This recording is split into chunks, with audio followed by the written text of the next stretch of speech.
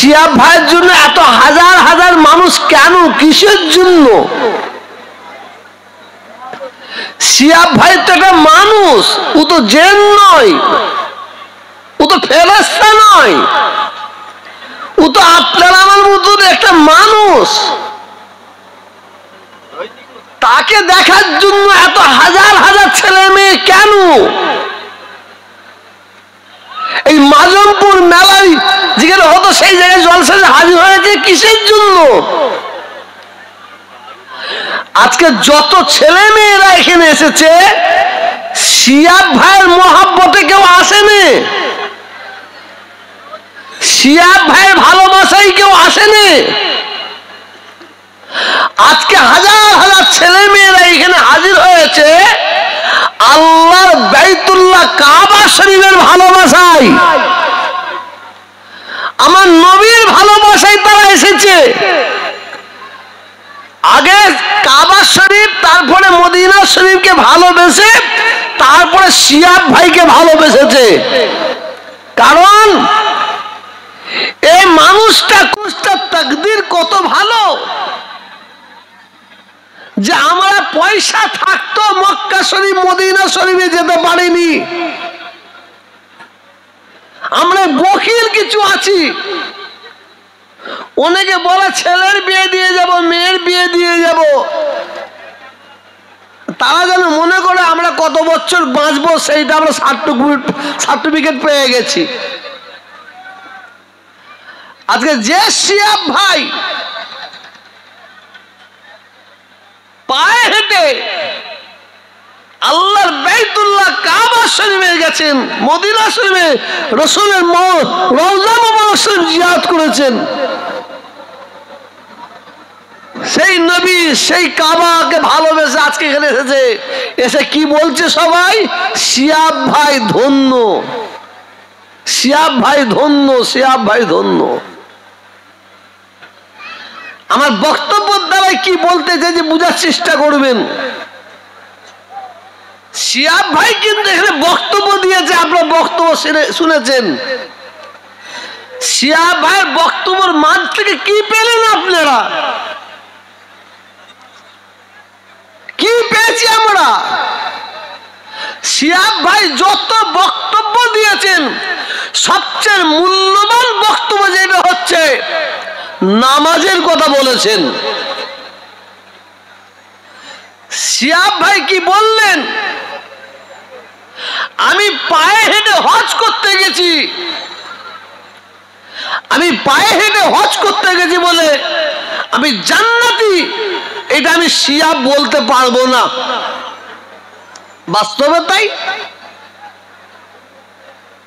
শুধু শিহাব ভাই কেন, সারা পৃথিবী থেকে যত মানুষ হজ করেছে, হজ করতে যাবে, কোটি কোটি কোটি কোটি মানুষ হজ করছে, হজ করবে, আল্লাহ করান। কোন মায়ের লাল একটা কেউ বলতে পারবে না যে আমার হজ আল্লাহ কবুল করে নিয়েছেন, কেউ বলতে পারবে না। তবে ওই ব্যক্তি বলতে পারবে আমার হজ কবুল হয়ে গেছে, ওই ব্যক্তি বলতে পারবেন আমার হজ আল্লাহ কবুল করেছেন। কোন ব্যক্তি? যেটা আমি তোহা বলিনি, আমার বাপ 14 পুরুষ বলছে না, যে কথাটা স্বয়ং আল্লাহ রসুল বলে গেছেন। বলুন সুবহানাল্লাহ। আল্লাহ রসুল স্বয়ং নিজে বলছেন হুমা জান্নাতুকা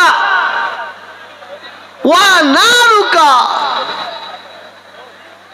আমার বাপ দাদা 14 পুরুষ কেউ বলেনি, আল্লাহ নবী বলছেন হুমা জান্নাতুকা ওয়া নারুকা। যদি কোনো ছেলে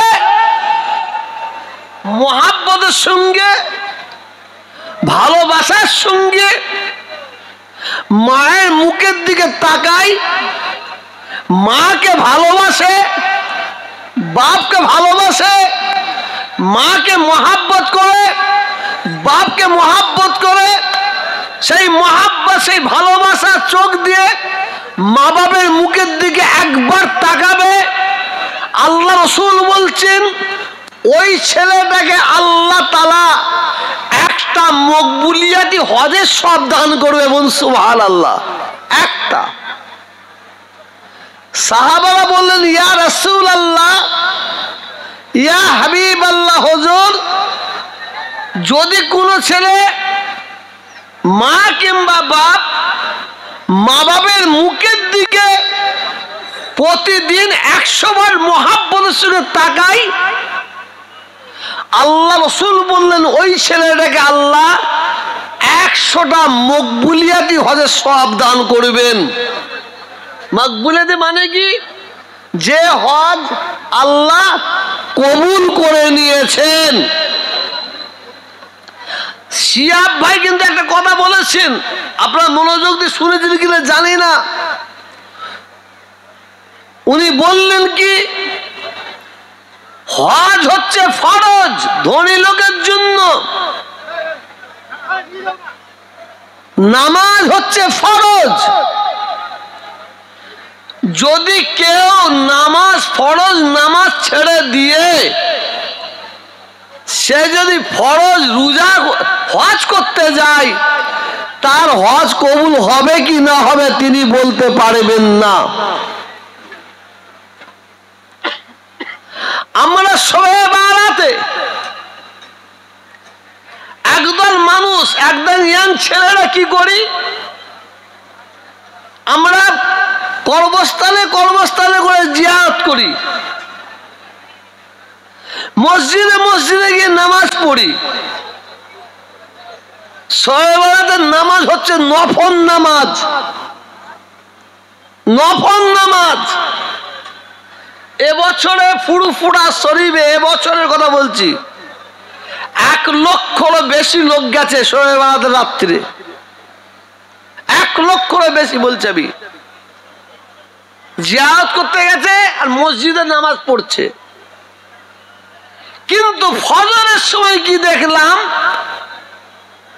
মসজিদে ভিড় নাই। আমার শিহাব ভাই, আমি এনাকে নিয়ে একটু আলোচনা করি। ইনি যত বক্তব্য রেখেছেন, সবচেয়ে মূল্যবান বক্তব্য যেটা করে গেলেন, নামাজের কথা বলে গেলেন। কোরআন শরীফটা খুলে দেখুন, কোরআন শরীফটা খুলে দেখলে বুঝতে পারবেন, কোরআন পাকের মধ্যে আল্লাহ তাআলা 1 জায়গায় নয়, 2 জায়গায় নয়, 5 জায়গায় নয়, 10 জায়গায় নয়, 82টা জায়গায় আল্লাহ ঘোষণা করলেন, ওয়াকিমুস সালাত, তোমরা নামাজ কায়েম করো, নামাজ প্রতিষ্ঠিত করো। নামাজের প্রতি আল্লাহ এত জোর দিলেন, আল্লাহ তো একবারই তো বলতে পারতেন ওয়াকিমুস সালাত, 82 বার বললেন কেন, কিসের জন্য? নামাজের মধ্যে আল্লাহ এত পাওয়ার,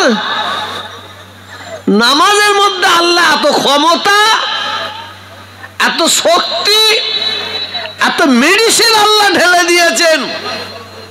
দুনিয়ার যত খারাপ কাজ আছে, অন্যায় কাজ আছে, গালিজ কাজ আছে, খারাপ কাজ থেকে, অন্যায় কাজ থেকে আপনাকে আমাকে বাঁচিয়ে নিতে পারে নামাজ। বলুন সুবহানাল্লাহ।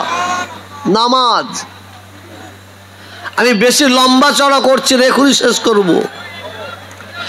আল্লাহ রাসূল পৃথিবীর জমিনে কত বছর ছিলেন? 63 বছর। 63 বছর রাসূল ছিলেন পৃথিবীর জমিনে।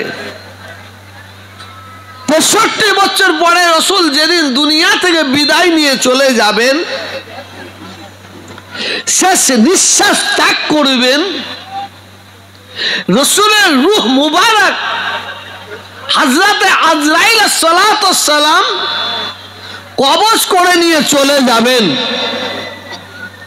রাসূলের জীবনের শেষ আওয়াজ ছিল ইন্তেকালের সময়, এর পরে আর কোনো কথা বলবেন না, শেষ কথা সালাত, সালাত, সালাত।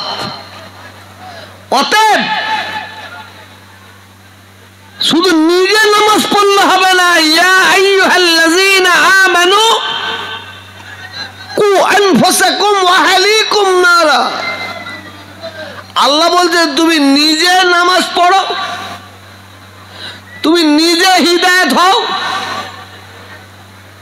তোমার ছেলেকে হিদায়াত করো, তুমি নিজে বাঁচো, তোমার ছেলেকে বাঁচাও, আহলিয়া বর্গকে বাঁচাও, পাড়া প্রতিবেশীকে বাঁচাও।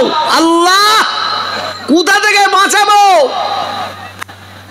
আল্লাহ বলছেন জাহান্নামের আগুন থেকে বাঁচা।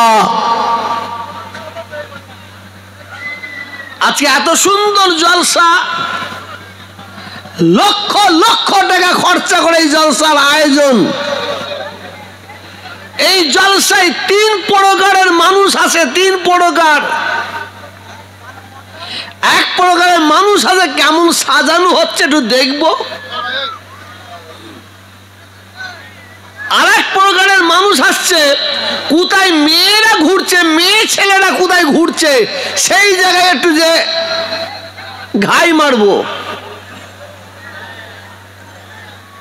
আর এক প্রকারের জলসা হচ্ছে, জলসায় লোক আছে যে যেখানে আল্লাহ এবং আল্লাহ রসুলের কথাবার্তা হচ্ছে সেই জায়গায় বসে বসে শুনবো। আজকে আমরা যারা এই জলসায় এসেছি মনে রাখবেন, আমিও জলসায় বসে ওয়াজ করছি, মনে রাখবেন ইন্নামাল আমানু বিন্নিয়াত। কে কি উদ্দেশ্য এসেছেন, কে কি নিয়ত নিয়ে এসেছেন, কে কি খেয়াল এসেছেন, আপনি আমি কেউ বলতে পারবো না। ইন্নাল্লাহ আলা কুল্লি শাইইন কাদির। আল্লাহ হচ্ছেন সর্বশক্তিমান। ইন্নাহু আলিমুম বিজাতিস সুদূর। আল্লাহ বলছেন বান্দা তোরা দাঁড়িয়ে আছিস, বসে আছিস, তোরা মনে মনে কি ভাবছিস, কি চিন্তা নিয়ে এখানে এসেছিস, কি উদ্দেশ্য নিয়ে এখানে এসেছিস, আমি আল্লাহ তোদের মনের খবর সব জানি। বোন সুবহানাল্লাহ, সব জানে। ইন্নাল্লাহ আলা কুল্লি শাইইন কাদির।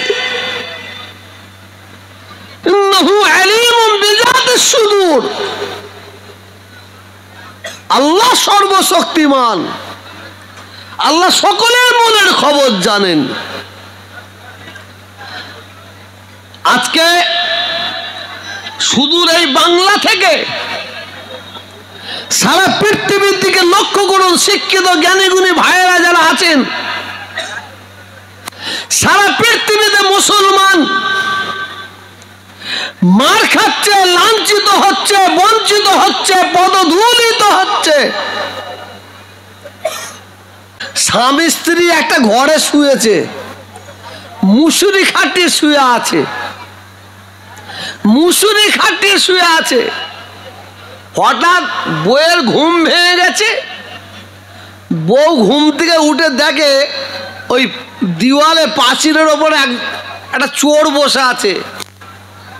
তো বউ তখন স্বামীকে লাড়াচ্ছে, লাড়িয়ে বলছে ওঠো না গো, ওঠো না, চোর এসেছে। বলে দাঁড়া না, কি করে দেখি। আবার দিওয়াল থেকে ঝাম মেরেছে, নিচে নেমে পড়েছে, বলে ঢুকে পড়েছে গো। বলে দাঁড়া না, কি করে দেখি। ঘরের দরজা খুলে ফেলেছে, বউ বলছে ও ঘরে ঢুকেছে গো। বলছে দাঁড়া না, কি করে দেখি। যখন বাক্সর কাছে গিয়ে মাল মেটেরিয়াল সব গুছিয়ে পুটলির মধ্যে, ব্যাগের মধ্যে ভরছে, তখন বলছে দেখো না সব মাল নিয়ে নিচ্ছে গো। বলে দাঁড়া না, কি করে দেখি। ঠিক 57টা মুসলিম রাষ্ট্রের হাল হচ্ছে এই রকম। শুধু বলছে দেখে নিচ্ছি, দেখে নিচ্ছি, দেখে নিচ্ছি। তা আমার বক্তব্যটা কি বলতে চাইছি, বক্তব্যের দ্বারাই বুঝুন। বাংলা থেকে সারা পৃথিবীর মুসলমান মার খাচ্ছে, লাঞ্ছিত হচ্ছে, বঞ্চিত হচ্ছে। এ মুসলমান আরো কুত্তার মতন মার খাবে, আমি জুলফিকারের বেটা বলে যাচ্ছি। ঠিকই মার খাচ্ছে, আরো কুত্তার মতন মার খাবে যদি এখনো আমরা যদি নিজেকে সংশোধন না করি।